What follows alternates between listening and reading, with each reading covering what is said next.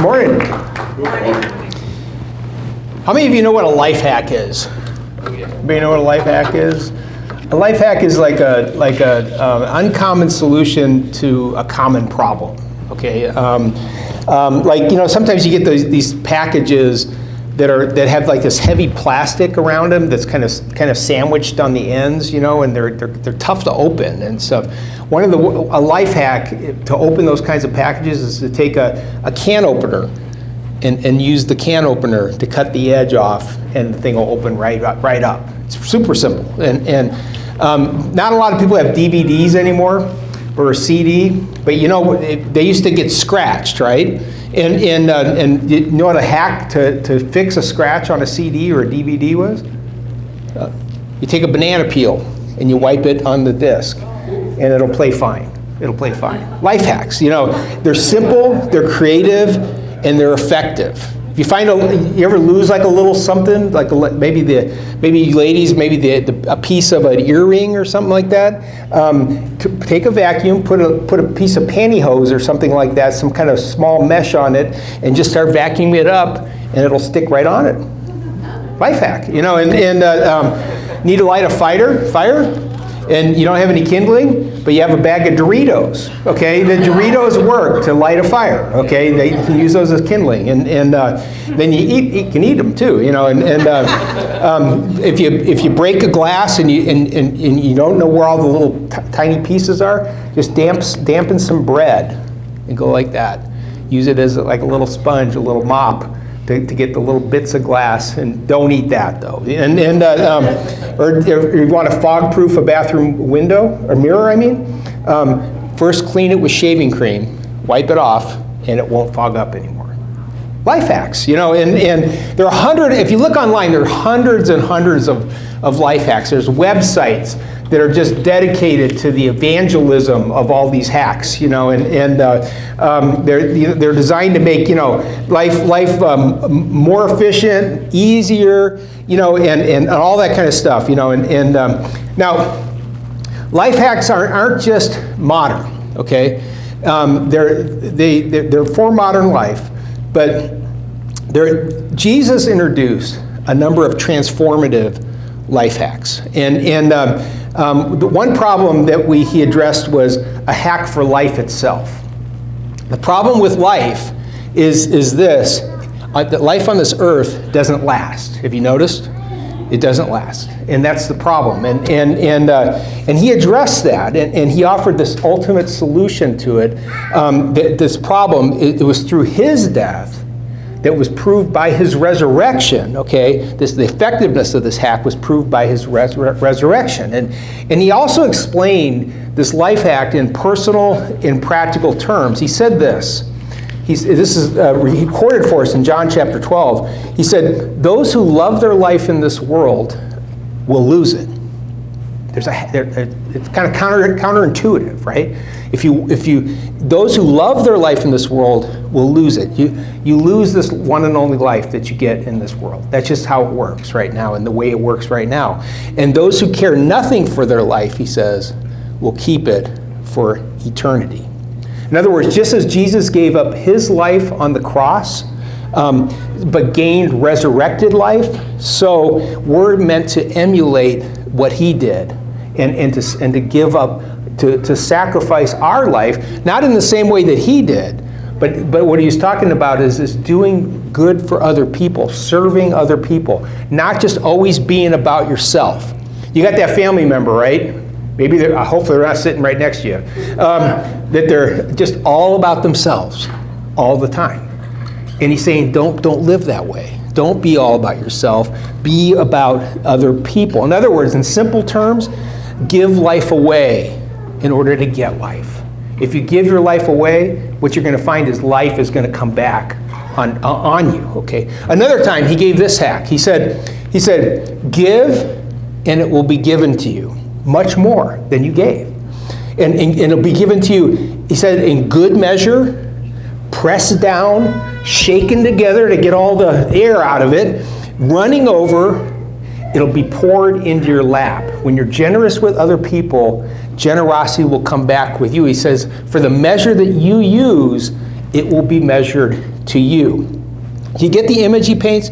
It's a commercial image using weights and standards. And the way I always think about it is this. Do they still have Five Guys? I know they shut down the one nearby. Yeah, there's still some Five Guys. Anybody ever get the fries at Five Guys? Oh, yeah. First time I ever walked into a Five Guys. They had bags of potatoes, and it had labels on them where the potatoes came from. We're in Idaho or wherever they came from. We ordered some fries. I was with my kids; they were younger, and we ordered like a couple of fries and stuff. But then when I watched the guy, he had this scoop that was about this big into a bag of fries that was about this big, and he scoops up the fries, and I'm like, what is he doing? And he puts that little bag underneath the scoop, and then put the bag on top of the bag, and he went like this, just, and all the fries, I mean, the bag was like filled with fries. It just blew me away. There's an ice cream store in the Midwest where you order a small kid's cup, like a little cone, and the teenage girls behind there, they start scooping it in there, and then they put another scoop on top of it, another scoop, and they get a cup ready, and they keep scooping it. This is a kid's cup, a kid's cone, and then they just dump the whole thing in, and you just go, oh my gosh, this is amazing, right? You don't get a large at that ice cream place unless you got like a whole team, and you get more than you expected. And what does it do when you get more than you expected? It makes you happy, right? It makes you smile. You just go, whoa, no way. This is amazing, right? The basic idea is this. If you conduct, this is this hack. If you conduct your life with an attitude of generosity instead of an attitude of stinginess, you're going to tend to receive generosity in return. If you give, you get. Now now you just listen to those words, that life hack he offers, and you might think, and some people would interpret it this way, that it has to do with giving of your material possessions. Okay, like I'm going to give you a whole big bag of French fries, okay, or big bag of money, or something like that. But when you read his words in context, that hack in context, it actually has nothing to do with money, nothing at all. The context in which Jesus said those words had nothing to do with money. What it had to do with was with things like forgiveness and forbearance. You know what forbearance is? That's like putting up with you. That's what forbearance is. If I'm going to forbear you, that means I'm putting up with you. Don't you need people to put up with you? Oh, yeah. Remember that person you were sitting next to maybe, or that person in your family you were thinking about earlier? Yeah. Do you have to put up with them sometimes?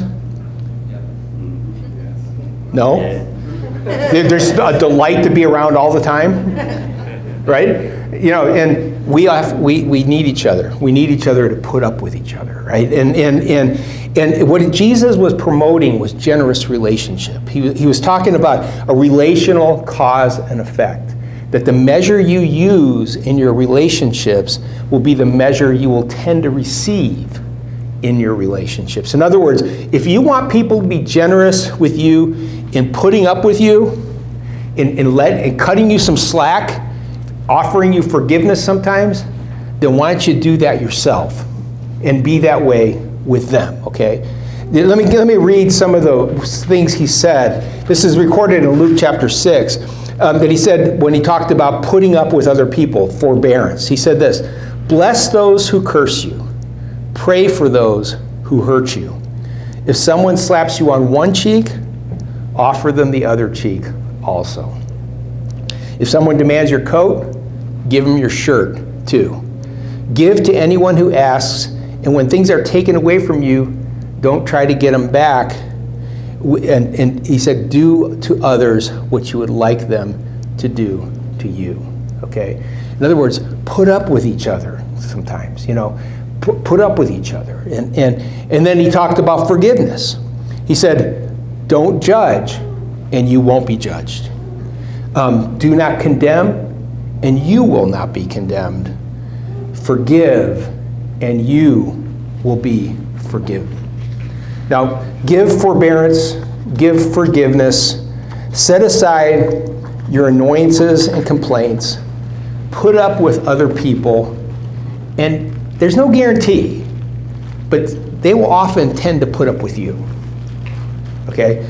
There's no guarantee, but you offer gifts of repair and restoration, in other words, forgiveness. You cut others slack.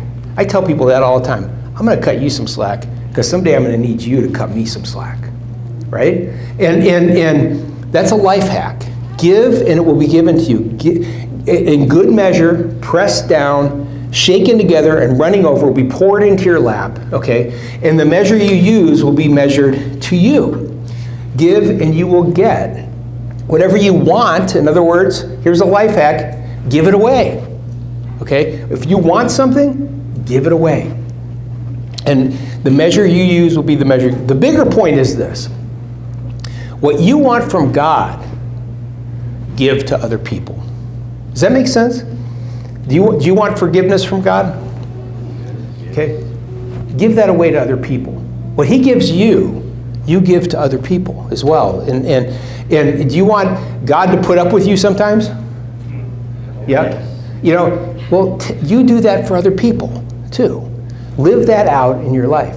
Now, there's coming back to life hacks in this world, okay? I mean, the physical ones I was talking about earlier. Yeah, there's a universal hack, okay? You know what it's called? Vinegar. Vinegar is the universal hack, okay? Let me just give you a few uses that you can look online. There's whole websites dedicated to vinegar, to the evangelism of vinegar in the world. And you know, you can remove adhesive residue, you can get rid of awful smells, you can make do-it-yourself cleaning products out of vinegar, you can get wrinkles out of clothes with vinegar. Flowers last longer if you put a little bit of vinegar in the vase. You can clean your glasses or your windows with what? Vinegar, right? And you got baked on gunk on a frying pan, okay? Just soak it in a little vinegar and then just wipe it out. There's hundreds of uses for vinegar. You know how you clean your microwave? Your microwave's all scuzzy. You put a bowl of water in there, pour some vinegar in, turn it on, get that thing boiling, and that vinegar gas will just go all over that microwave, and then you just go in there and wipe it off, okay? Descale the shower head, just soak it in some vinegar for a bit, and then rub it like that, and it'll come right out. It'll unclog drains, it'll remove soap scum, it'll brighten and soften your clothes. If you put it in with your laundry, you get rid of fruit flies, you take some apple cider vinegar, put it in a bowl, and put some plastic over it, put a couple holes, the flies will go in there, and they won't be able to get out. Okay, the flies crawl in, but they can't climb out. And you can make do-it-yourself weed killer out of vinegar, little soap, and it mixed in there as well, and some salt. And do-it-yourself weed killer, hair rinse, and it'll even soothe your insect bites. Vinegar is just an amazing thing. And oh, by the way, you can also eat it. It's amazing. It's amazing stuff. Okay, and it's kind of like this universal life hack. And Jesus offered something similar. He said this, there's a universal life hack that God has, and it's this. It's love. Love is the universal life hack. Love is what matters most. And if you're only going to learn one life hack, he says, learn that one. Learn love. And think of it this way. You know, God's book, his big fat book, okay, filled with 66 books bound into one book, thousands of pages, okay, you know, it describes who God is and what God requires of us and expects of us. And you think about how thick that book is, and if you look at the Older Testament, there's 613 commands that are given. The do's and the don'ts, okay, do this, don't do that, 613 times, okay? How many of you can remember 613 rules? Yeah, you can't remember two. Well, I'm going to give you two, okay? So hopefully you can remember these, okay? Because Jesus gave us two. Somebody came to him and one day and said, you know, if you see all the complexity in God's word and his instructions to us, and he said, teacher, what is the greatest commandment? What is the biggest one? Can you simplify it for me? You know, and he gave this hack. He said, you must love the Lord your God with all your heart, all your strength, and all your mind. He said that's the first and foremost. But there really is a second one. Okay, there really is a second one, and the second one goes right along with it. He says you also need to learn how to live this vertical relationship, the love relationship. You need to learn how to live it out horizontally. Live it out with the people around you. He said, love your neighbor as yourself. And he said, all the commands, all the demands of the prophets, those 613 or whatever it is, are based on those two instructions. He said love is the ultimate life hack. And echoing Jesus' words, the Apostle Paul wrote in the book of Galatians, he says, the entire law is summed up in a single command. Love your neighbor as yourself. Take this relationship with God and live it out with other people as well. In restating the same idea, the Apostle John said, love means living the way God commanded us to live. He says that in 2 John chapter 1. It's always been this way. Live a life of love. And in fact, the book says God is love. In the Gospel of John, that's recorded for us. And what flows from that is anyone who does not love does not know God, for God is love.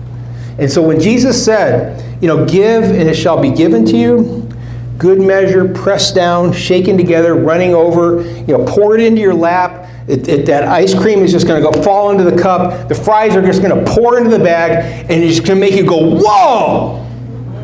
Are you kidding me? He said that's the way it works with God's love. Okay, and in addition to the forgiveness, the repairs, the gifts of repair and restoration, the forbearance, the gifts of setting aside your annoyances and complaints, in the context in which he said those words about give and it shall be given to you, he also said this. He said, I say love even your neighbor, your enemies. Do good even to those who mistreat you. And then right before he said those words, he said, be compassionate as your Father is compassionate.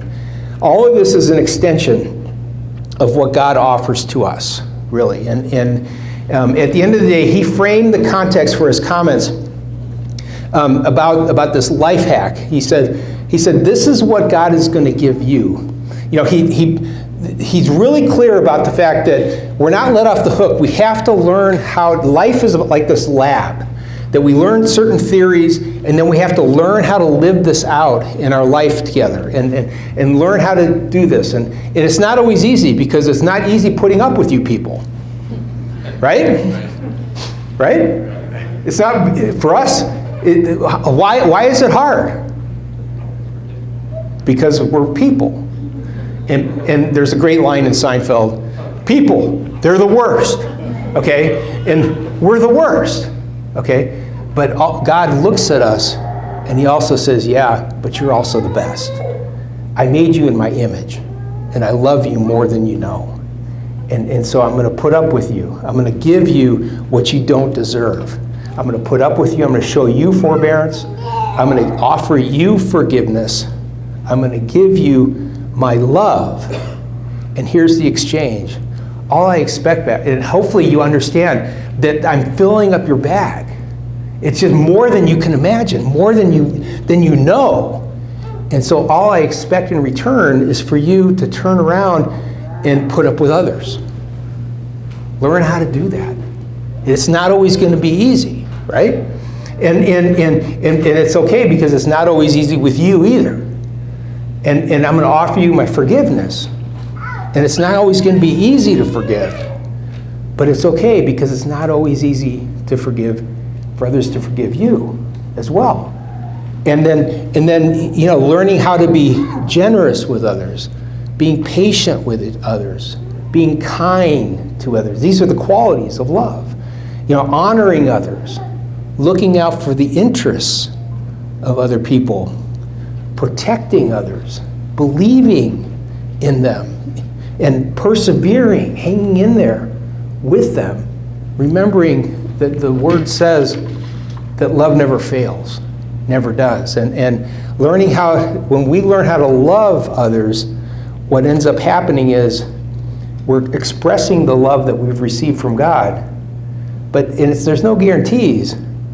But if you have a need for love, if you learn how to love other people, the life hack is love will tend to come back on you as well. That's just how it works, even though there's no guarantees. And it's not a give and take type of thing. So here's the thing. He wants to fill your bag today. And I'd like to invite you to lower your heads for a moment. And we'll pray together. Lord, teach us how to give up our preferences. How to forego sometimes what makes us comfortable. Help us to learn how to give up our agendas and goals for the sake of helping others meet their objectives. Lord, teach us how to be secure in you so that we can be people who are personally secure and mature enough to look out for the interests of others above our own. Teach us how to be generous with our time, our talents, and our treasure.